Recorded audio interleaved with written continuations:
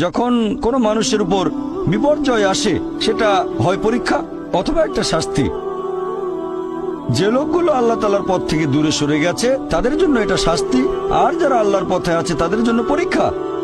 হতে পারে যে বাবা মা খুব ভালো মুসলিম, 5 ওয়াক্ত নামাজ পড়েন, হয়তো যাকাত দিয়েছেন, হজ পালন করেন, রমজান মাসে রোজা রাখেন, আল্লাহ তাদের একটা সন্তান দিলেন জন্ম থেকে যার হার্টে সমস্যা। সত্যিকারের মুসলিম, সত্যিকারের মুমিন বলবে আলহামদুলিল্লাহ, আল্লাহ তাআলা তোমাকে অনেক ধন্যবাদ। আল্লাহ তাদের পরীক্ষা করছেন। আরেকটা লোক যে কৃতজ্ঞ নয় আর এই পরীক্ষায় হয়তো পাশও করবে না, সে বলবে কেন? সে লাফালাফি শুরু করবে, আল্লাহর কাছে অভিযোগ করবে যে কেন আল্লাহ তাআলা আমাকে এমন বিকলাঙ্গ সন্তান দিলেন জন্ম থেকে যার হার্টে সমস্যা। আর পরীক্ষা যত কঠিন, যখন কোনো মানুষের উপর বিপর্যয় আসে, সেটা হয় পরীক্ষা অথবা একটা শাস্তি।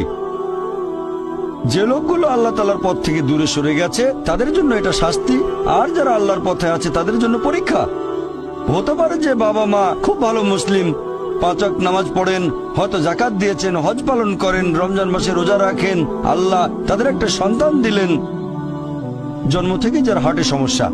সত্যিকারের মুসলিম, সত্যিকারের মুমিন বলবে আলহামদুলিল্লাহ, আল্লাহ তাআলা তোমাকে অনেক ধন্যবাদ। আল্লাহ তাদের পরীক্ষা করছেন। আরেকটা লোক যে কৃতজ্ঞ নয় আর এই পরীক্ষায় হয়তো পাশও করবে না, সে বলবে কেন? সে লাফালাফি শুরু করবে, আল্লাহর কাছে অভিযোগ করবে যে কেন আল্লাহ তাআলা আমাকে এমন বিকলাঙ্গ সন্তান দিলেন জন্ম থেকে যার হার্টে সমস্যা। আর পরীক্ষা যত কঠিন,